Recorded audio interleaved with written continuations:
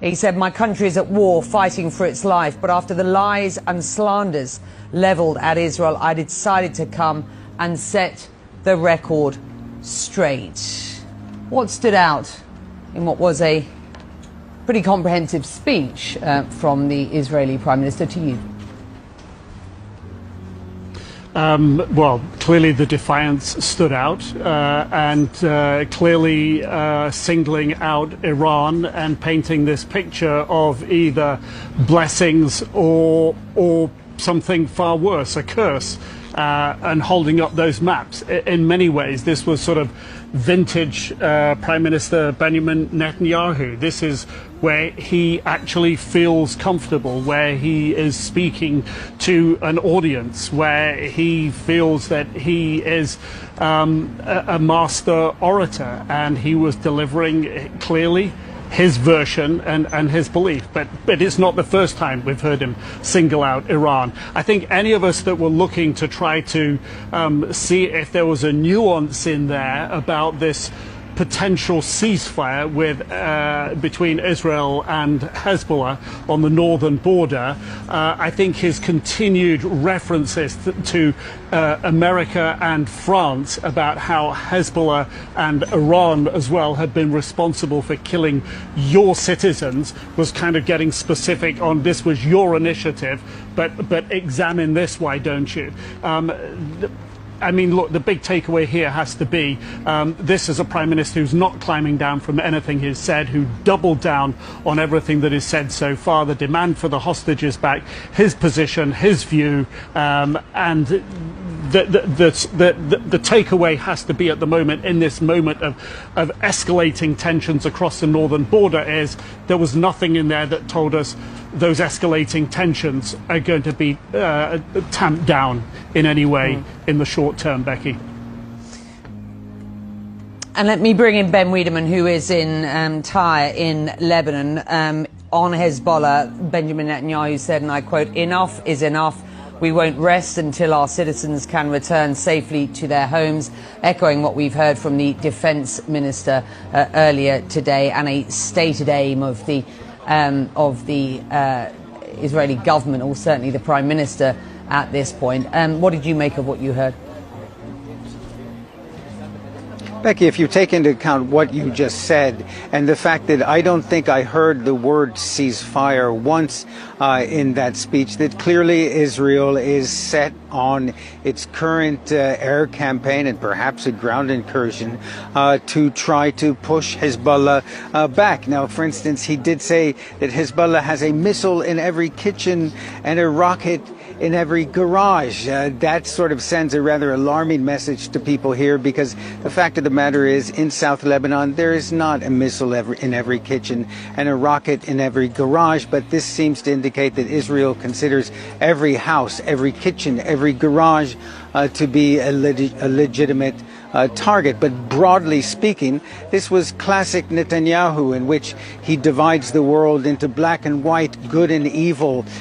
He talks about the curse, and of course we're in Lebanon, which is part of that curse. I think people would scratch their heads a bit, because the fact of the matter is the Middle East is an area of grays. There's no black and white.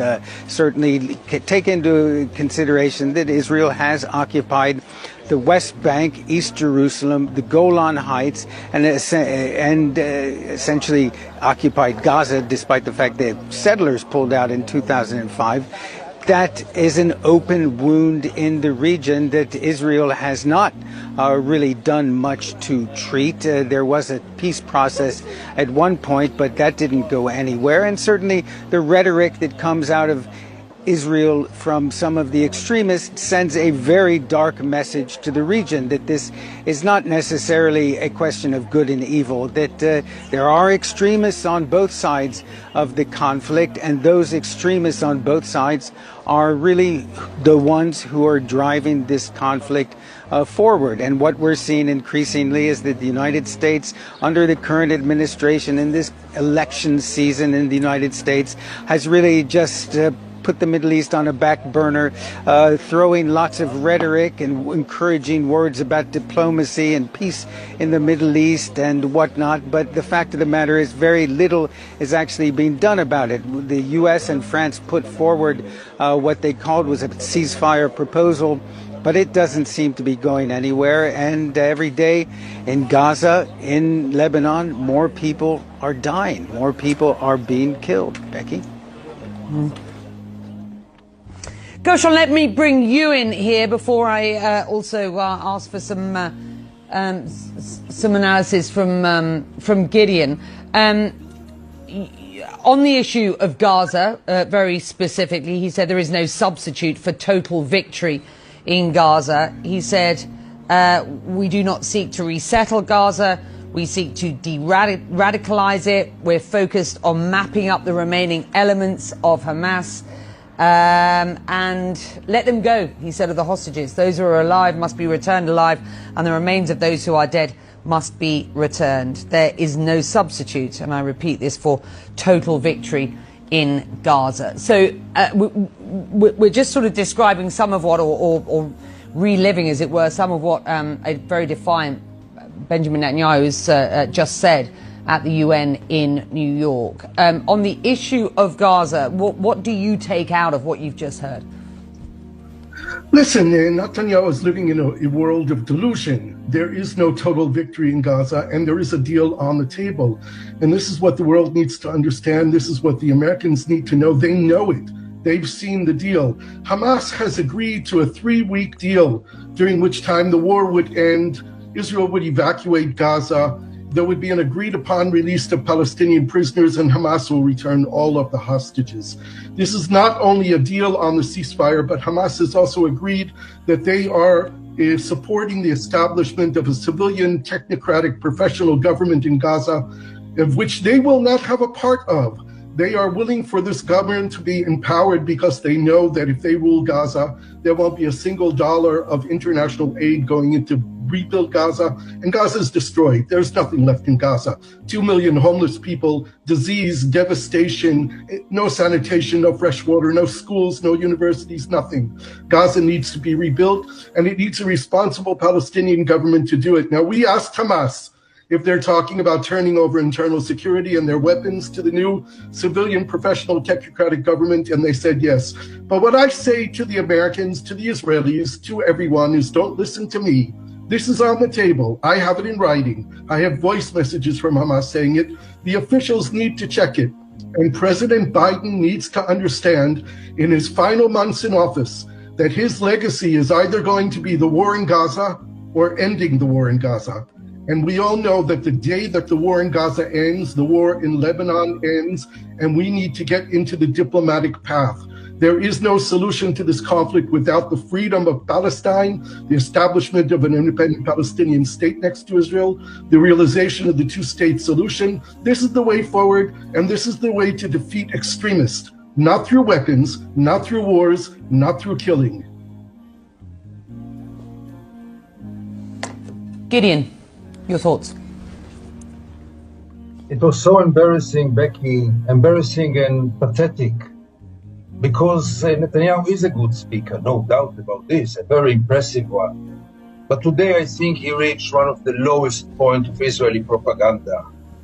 To speak about blessing in the Middle East, after killing over 40,000 people in Gaza and distracting Gaza, and to bring Gaza to a stage in which it's nothing but a humanitarian catastrophe, and to speak about blessing, by the time that you stand on the stage, on the podium of the UN, your army is continuing to kill both in Lebanon and in Gaza, and you speak about blessing.